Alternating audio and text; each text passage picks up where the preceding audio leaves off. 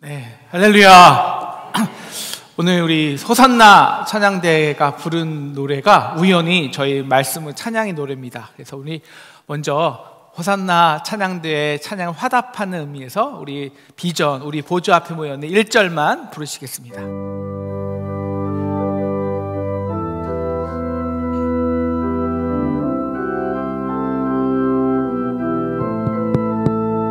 우리 보좌 앞에 모였네. 우리 보좌 앞에 모여 함께 주를 찬양하며 함께 주를 찬양하며 하나님의 사랑 그 아들 주셨네. 하나님의 사랑 그 아들 주셨네.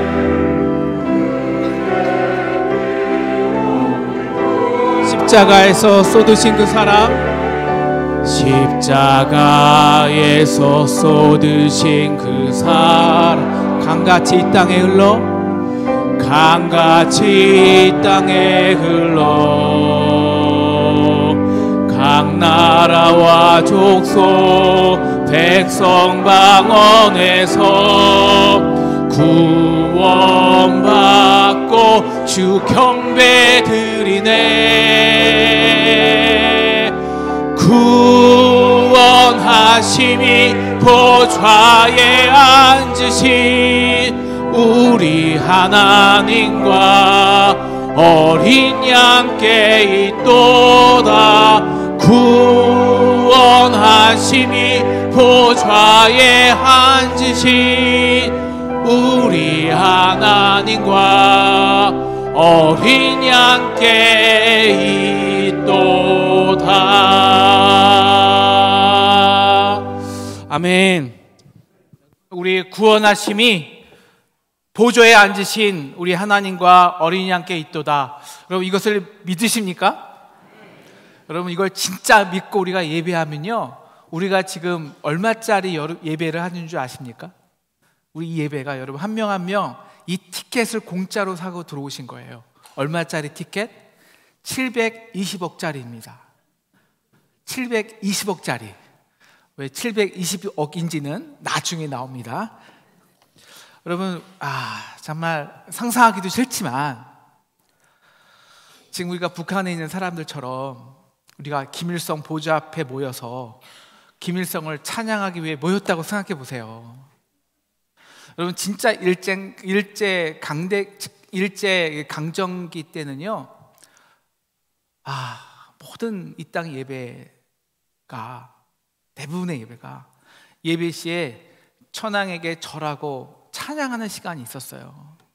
여러분 그래서 우리가 함께 모였다고 생각해 보세요.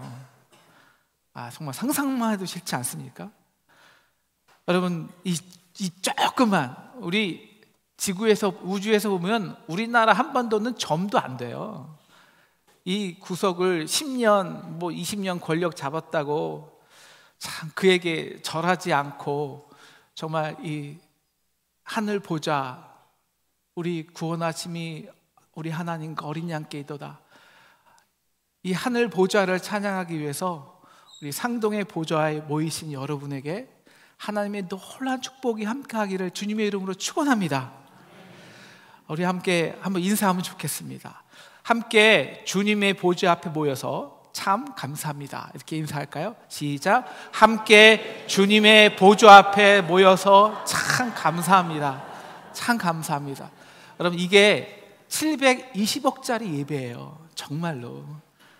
예배는요, 왜 720억이냐? 보좌가 바뀌는 능력입니다. 보좌가. 근데 이걸 바뀌기 위해서 예배는 땅에 있는 시선에서 우리의 시선이 하늘로 올라가는 거예요. 시선이 바뀌어지는 것이 예배의 능력입니다. 오늘 예전에 보았던 영상인데요, 우리 잠시만 한 1분 정도만 보도록 하겠습니다. 이 다윗의 예배거든요.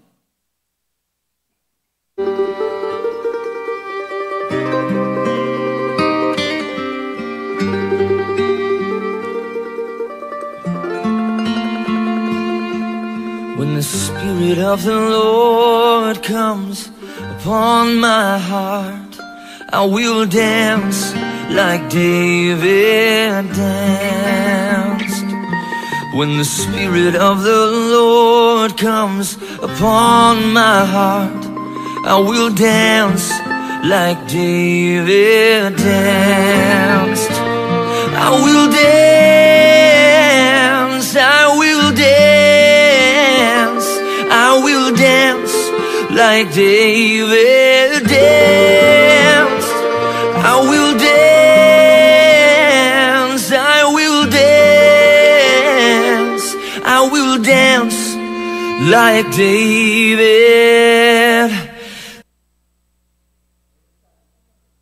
잘렸는데요. 네. 이 보좌를 주님 앞에 드리는 것이 예배의 하이라이트예요. 오늘 예배는요, 이제 예수님께서 이 6장, 이제 오늘 예배 이 요한을 하늘로 확 올리시는 거거든요. 그래서 하늘 보좌를 보게 하는데, 그 예배 하이라이트가 오늘 24 장로들이 10절에서 보좌에 앉으신 이 앞에 자기의 관을 보좌 앞에 드리는 거예요. 이 예배가 720억짜리 예배입니다. 자, 우리 요한계시록 전체 구성을 좀 볼 필요가 있어요. 1장에서는 뭐가 선포되었냐면요, 뭐가 진정한 하나님의 전능함이냐를 선포했어요. 1장 8절, 나는 알파와 오메가, 역사의 처음과 끝이에요. 그래서 이제도 있었는데, 어떻게? 어제도, 전에도 있었고 이제도 있었고 장차 오실 전능자라. 그래서 지금 이전에 우리에게 계시된, 성경에 계시된 이 하나님의 말씀의 능력을 가슴에 안고 우리의 시선을 이 땅에서 눈을 들어서 장차 오실 그 승리한 예수의 모습에 고정하면서 이제도, 지금도 이 고난과 아픔 속에서도 살아계신 성령님과 함께 오늘 우리에게 주신 이 땅의 보좌들의 싸움에서 이기는 삶을, 이게 전능함이라고 배웠어요. 우리 2장 3장에서는요, 그래서 이 땅에 있는 교회들의 모습을 보여줘요. 7교회를 통해서. 그리고 그 교회에게 계시된 예수의 모습을 보여줍니다. 바로 이 세상에 보좌 있죠. 황제 숭배를 거부하고 지하 20층까지 핍박받고 있는 성도들에게 장차 오실 예수 그리스도의 모습이 각 7교회에게 다 계시되는 거예요. 그래서 너희도 이기는 자가 되라고 말씀하십니다. 그리고 나서 이제 4장 5장의 내용이 나온 다음에 이제 요한계시록의 본론이죠. 6장에서 16장까지의 마지막 때의 심판과 환란에 대해서 얘기하는 거예요. 그래서 인이 떼어지고요, 나팔이 불고 대접이 막 쏟아질 때마다 하나님의 심판이 이 땅에 가득합니다. 그런데 그 마지막을 향해 갈수록요, 구원받은 자와 심판받는 자가 명확히 그 심판 속에서 나뉘는 거예요. 그러니까 2장에서 3장은요, 이 땅에서 고난받고 또 책망받는 교회의 모습을 보여주었다면, 이제 4장과 5장에서는요, 이미 완성된 천상의 교회의 모습을, 하늘의 예배를 보여줍니다. 왜? 이제 앞으로 6장부터 이 하나님의 심판이 쏟아지는데 그 심판 속에서 누가 이기는가? 그래서 이제 하나님은 사도 요한을 성령으로 이끌어서 하늘로 올라오게 하는 거예요. 그래서 1절, 이리로 올라오라. 이제 이후면 6장 이후부터 마땅히 반드시 일어날 일들을 내가 내게 보이리라. 그 심판을 보여주겠다는 거예요. 그 전에 너 한번 올라와야 돼. 이거예요. 그래서 올라와서 그에게 하늘 문을 여시고 성령으로 요한을 이끌어서 하늘 보좌에 앉으신 하나님을 보여주는 거예요. 이 천상의 예배를 경험하게 하는 거예요. 그것은 목적은 딱 하나입니다. 앞으로 일어날 그 환난과 심판 속에서 지상에 있는 교회가 하늘의 예배를 경험해서 넉넉히 이기게 하기 위함이십니다. 진짜 보좌를 경험한 사람이 이 땅의 보좌를 두려워하지 않습니다. 하나님의 영광을 본 자들만이 이 땅의 환난을 이겨낼 수 있기 때문입니다.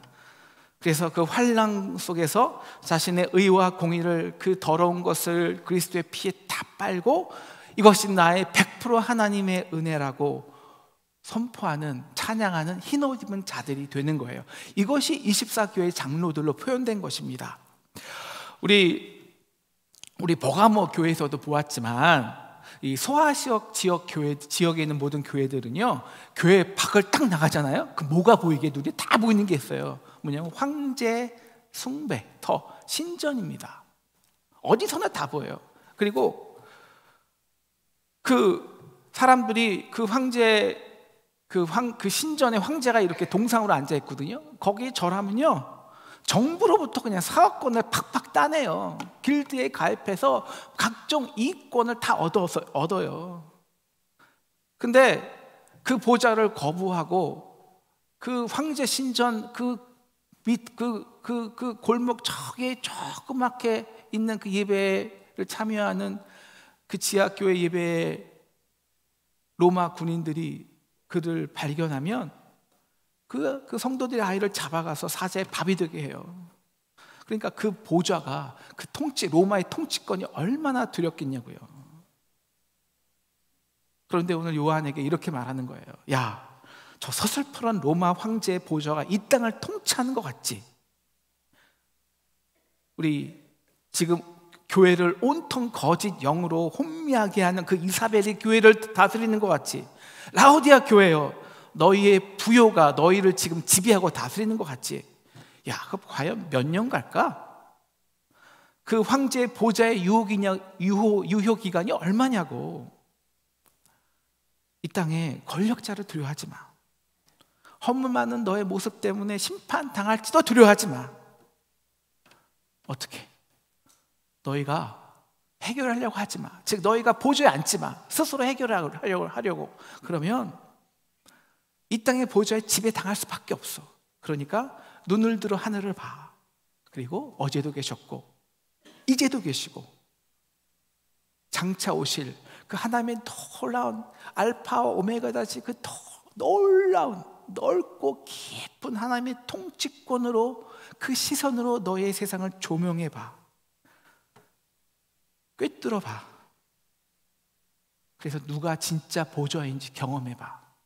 그러면 이 땅에서 이기는 자가 돼. 그 세상 보좌와 담대히 싸워 이기는 자가 된다고. 여러분, 지금 세상은요 치열합니다. 지금 각종 세계 모든 기업들이요, CEO들이 이 치열한 세상 경쟁에서 이기기 위해서요, 정말 우리는 기업에 배워야 돼요. 기업에.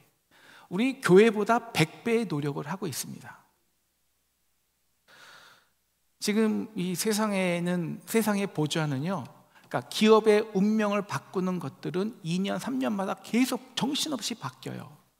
맨 처음엔 반도체였다가, 그 다음에 전기차였다가, 그 다음에 AI였다가, 요새는 우주 산업이었다가, 그냥 2, 3년마다 바뀌어요. 정신을 못 차려요. 보좌가 바뀌니까. 기업의 운명이 바뀌니까. 그 속에서 이 땅의 기업들이 살아가기 위한 생존의 전략이 뭔지 아십니까? 그것은 종업원들, 특히 각 기업의 리더들의 시선을 바꿔주는 거예요. 시선을 바꿔주는 거. 그래서 왜냐하면 지금 막 수도 없이 이 세상의 흐름과 보좌가 바뀌니까. 근데 그들이 지금 맡고 있는 그 조그만 기업 하나, 조그만 그 사업 하나에 모두 매몰되면 그 생명이 2년도 지나지 않거든요. 중요한 건 지금 그들이 하는 일과 앞으로 이 세상에 벌어질 미래의 세상의 통치권입니다. 그것이 어떻게 연결되어 있는지 그 넓은 시선이 있어야 되는데, 자기 맡은 일만 하면 그 시선이 전혀 없어요. 그러니까 2년 뒤에 모든 기업이 투자하고 망하는 거예요. 그래서 기업이 지금 수조 원을 들여서 하는 게 뭐냐? 그 기업 자기 종업원들의 연수입니다. 연수. 여행시키는 거예요. 미국에 여행시키고 MBA에서 돈 보내서 2년 공부하게 하고 각종 연수 프로그램을 돌려서 그들의 시선을 바꿔주는 거예요. 시선을. 오늘 하나님이 하신 것이, 요한에게 하신 것이 바로 이겁니다. 야, 이 땅에 그 작은 보좌 앞에서 그 경쟁하고 거기 좀 매몰되지 마. 너 괜찮으니까 하늘로 올라와 봐. 그래서 확 그를 하늘로 올리는 거예요. 그래서 하늘 보좌 아래서 하나님 발등상, 그 보좌 앞에 발등상 앞에서 이 세상을 보니까요, 저 아래 그 교회, 자기 교회에서 볼 때는 저 산처럼 큰 이 도미티안의 신전이 전밖에 안 보여요. 전밖에. 그래서 오늘 하나님이 그 하늘에 있는 보좌를 쫙 베풀어 주시는 거예요. 2절에 보시면. 그래서 이제 눈을 들어 보니까요, 이제 4절 보겠는데요, 그 보좌에 24 보좌들이 있어요.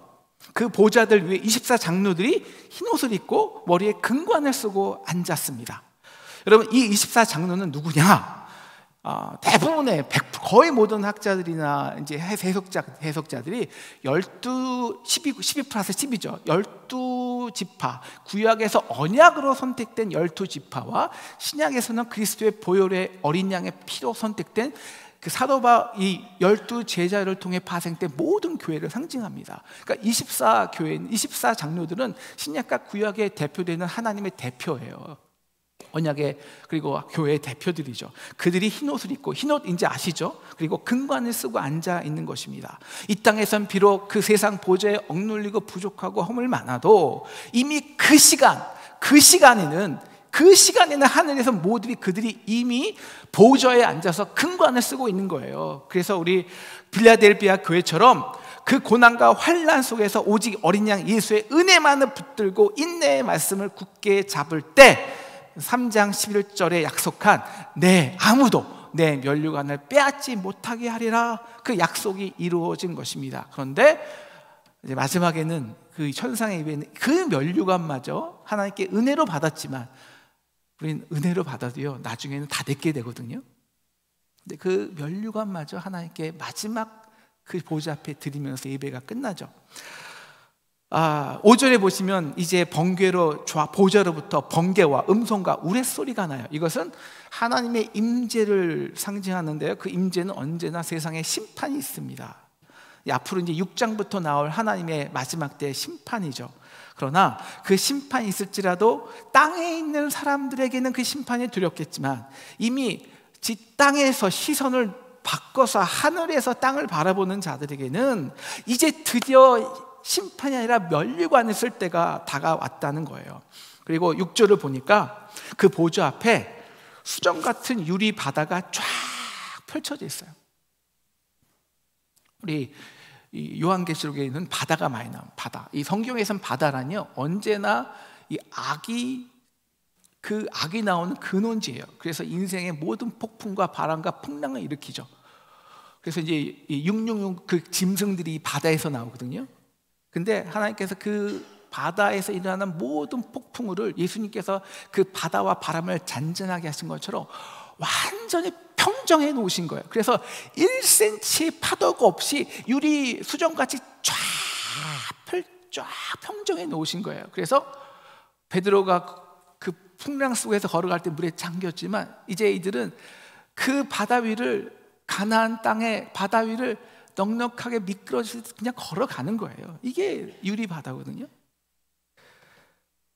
그리고 6절 보좌 주위에는 네 생물이 나와요. 이 네 생물은 에스겔과 이사야에서 나오는 건데, 언제나 하나님을 찬양할 때 나오는 동물들입니다. 이 동물들은요, 동물의 형상들은 이 땅의 모든 창조 세계의 피조물들을 대표합니다. 사자는 동물의 왕이죠. 가축의 대표가 소입니다.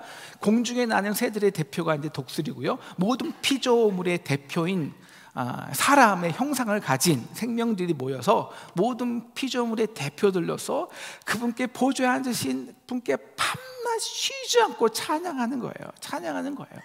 오늘 이 요한이 이 지상에서 올라가서 하늘의 천상의 예배를 경험하는데, 사실 우리의 예배는 이 천상의 예배를 따라서 맞는 것입니다. 그래서 처음이 찬양이에요. 찬양. 그래서 이렇게 이 모든 피조물들이 찬양하면서 하나님이 그 찬양 가운데 거룩하게 영광 받으시는 것을 보면서, 우리가 이제 두 번째 요한계시록 할 때 배웠는데요, 우리의 시선이 바뀌는 거예요. 영광 받으신 주의 모습 속에서 우리의 시선이 땅에서 점점 하늘로 올라가는 거죠. 하늘로. 그래서 우리 찬양대가, 오늘 호산하는 찬양대가 찬양할 때는 그리고 사실 우리가 찬양도 열심히 해야 돼요. 한두 곡 하는 게 아니라 그 찬양대에 더불어 함께 찬양하면서 우리의 시선이 땅에 있는 시선이 점점 하늘로 올라가요. 그래서 뭘 보냐?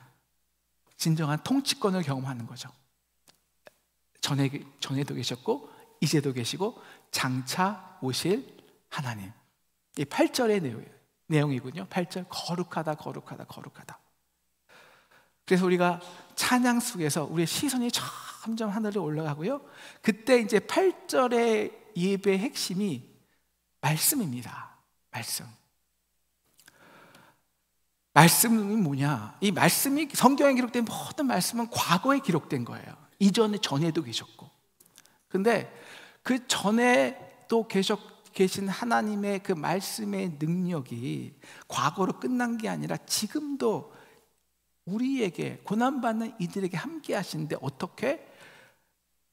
이미 이 땅의 모든 보좌를 발 아래 누르시고 승리자의 모습으로 오실 예수 그리스도의 시선을 고정할 때, 그래서 우리의 과거를 재해석하고 진정한 미래를 소망할 때 지금 우리의 현재 고난과 이 폭풍이 그 보좌가 주는 그 폭풍들이 아무것도 아닌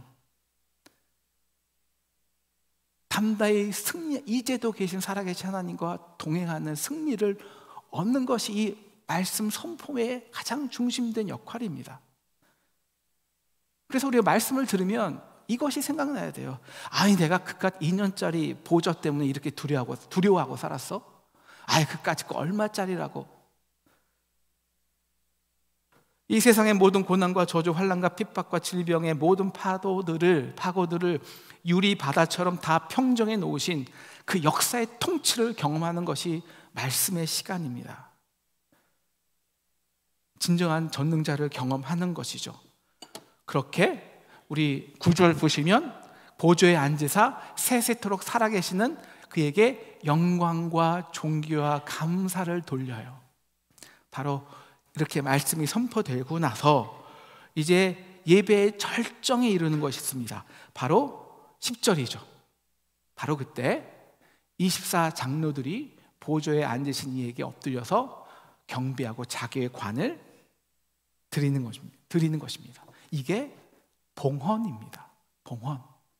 여러분 봉헌은요, 그냥 우리가 받은 거 11조 드리는 게 봉헌이 아니고 감사드리는 게 봉헌이 아닙니다. 우리가 이 땅에서 솔직히 다스림받는 보좌가 무엇입니까? 로마의 황제의 권력의 핵심이요 돈이에요. 돈, 상업입니다. 길드입니다. 그러니까 우리가 물질을 드리는 것은 이 땅의 물질의 다스림, 세상 보좌의 다스림 받지 않는다는 거예요. 왜? 진정한 통치를 알았으니까. 그러니까 내가 내 보좌의 주인 데려왔고 내가 해결을 할 때 우리는 이 땅의 통치권자의 다스림을 받거든요. 그 몇 년 안 되는 보좌에. 그런데 우리가 진정한 하나님의 통치권, 전에도 계셨고 이제도 계시고 장차 오실 하나님을 경험할 때 비로소, 그 보좌를 경험할 때 비로소 나의 보좌, 주권을 하나님께 드리는 거예요. 통치권을. 여러분 다윗이 내가 보좌에 앉았다고 생각할 때 이 통일왕이 돼야 되는데, 어떻게 왕권을 강화시켜야 되는데, 그럴 때 그의 정작 그의 보좌를 차지해버린 것이 있죠. 누굴까요? 네, 백성들이죠. 이스라엘과 유대의 그 지방 권력을 갖고 있는 귀족들이었어요. 어떻게 그들로부터 잘 보여서 내가 이 통일 왕국을 만들어 버릴까? 그래서 예배를 기획한 거거든요. 그런데 오늘 그 예배가 실패하고 다윗은 먼저 자신의 보좌를 내려놓습니다.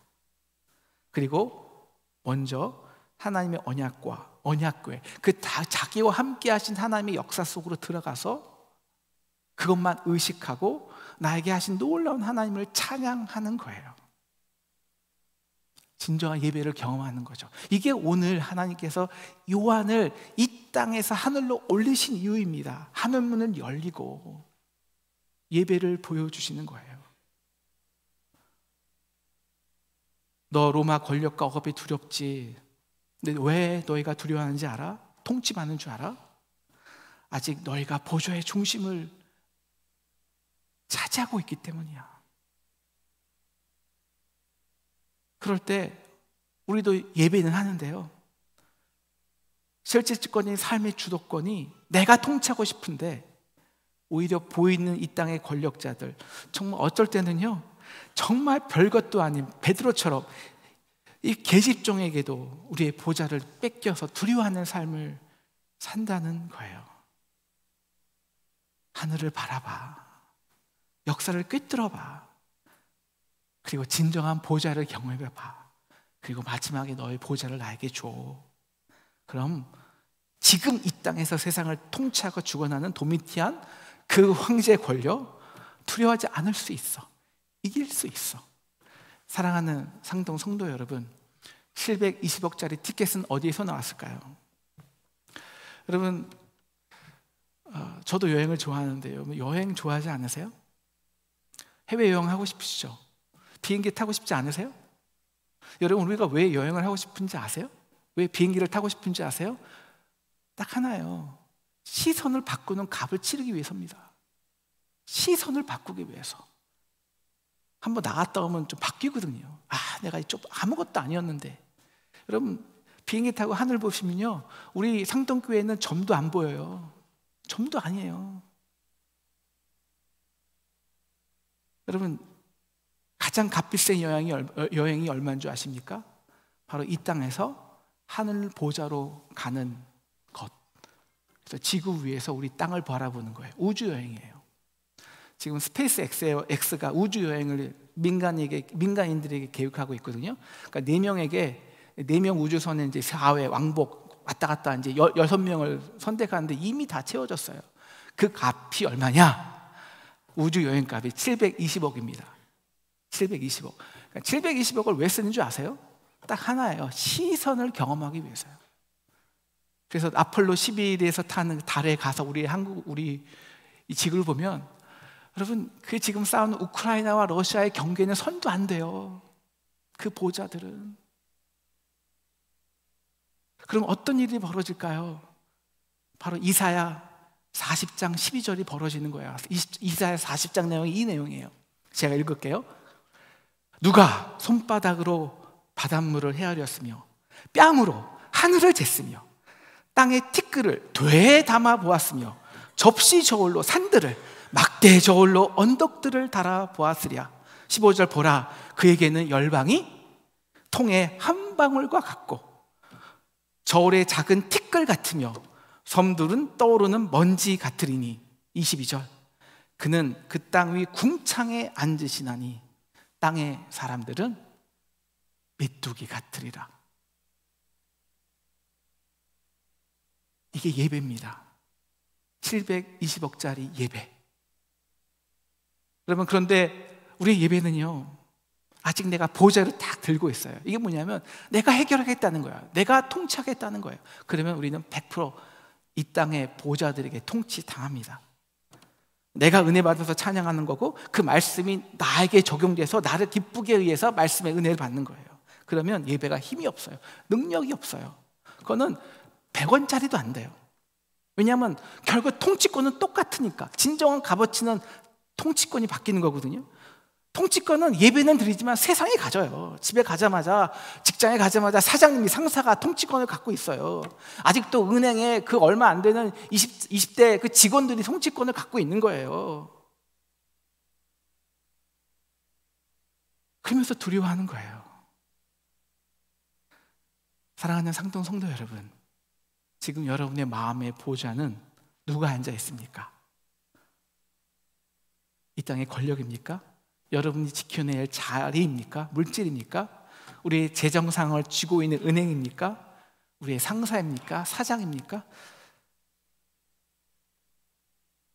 기업이 살아가기 힘든 것 같이 우리의 현재 삶도 마찬가지예요. 경쟁해야 돼요. 근데 예배는요, 우리의 그 모든 의도성, 아젠다, 집착을 중단하고 다윗처럼 우리의 보좌를 벗어 던지고 성령에 이끌려서 하늘을 바라보는 거예요. 독수리 날개 치듯 독수리가 딱 치면요, 바로 쭉 올라가요. 2m, 200m를 쫙 올라가요.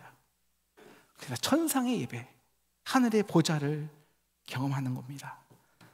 그 하나님의 발등상에 있는 그 발먼지 깜도 안 되는 그 세상 보좌, 그 황제 보좌를 바라보면서 이 깜도 안 되는 것들이 까불고 있어.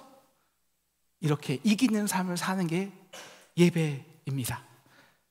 사랑하는 상동 성도 여러분, 여러분의 삶에 지금 어떤 고난과 폭풍이 바람이 치고 있습니까?